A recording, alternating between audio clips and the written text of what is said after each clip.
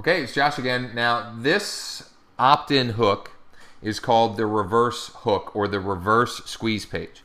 And the idea here is that completely the opposite of the tease and squeeze and the swipe and height, we're going to give some valuable information first and then ask for the opt-in. And I'm going to show you 3 examples.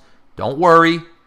I'm going to include the links to these examples below this so you can get a better idea.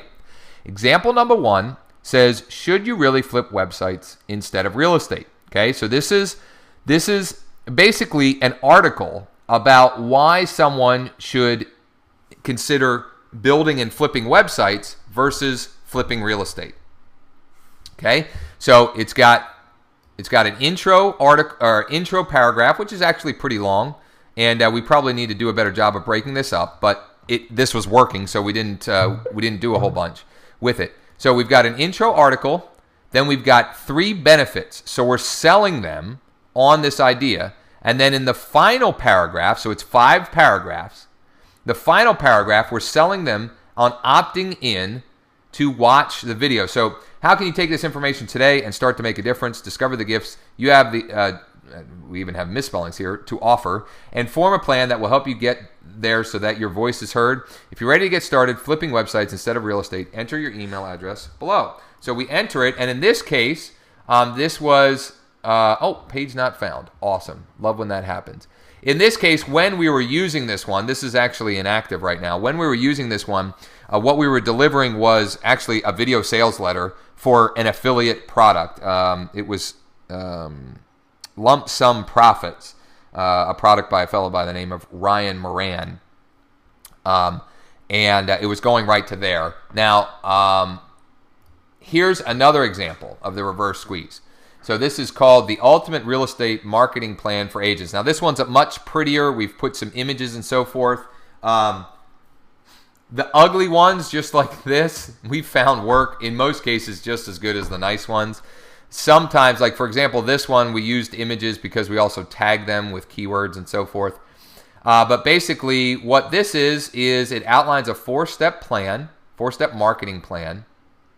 And then at the end, instead of going for the opt-in, we've got to click over to the squeeze page, which in this case is a registration for a webinar, a live workshop.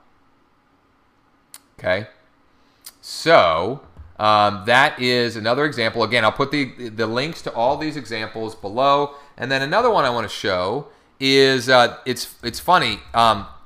When you create a good hook, when you've got good content, there's lots of different things you can do. Here's what I'm talking about. In the tease and squeeze, if you'll remember, and you can go back to this, the video I'm showing here was actually the after opt for the tease and squeeze method. Now, here is a squeeze page with the same content. That's the reverse. So here's the idea here. We're giving the content. Now, in it, I mentioned that there's an action map, a PDF action map that they can download. And on this page, on this page, because they've already opted in, we just give them a link to download the PDF, the action map PDF. The reverse here, the idea is that, and there's a pop-up domination example again, but the reverse here is giving them the video content and asking them to opt in to get the action map that I talk about and even bring up on my screen during the video. And in this example, we also have a link here, which I think is to the product, which is a product for real estate agents. And yep, it is. So that's a product, and that's the way this funnel was built around that product. So I mentioned not all of these examples have full out complete funnels built around them, but this is an example that does. So there you have it. 3 examples of the reverse squeeze. Again, we'll put the links to the examples below, and below that will be additional opt-in hooks examples.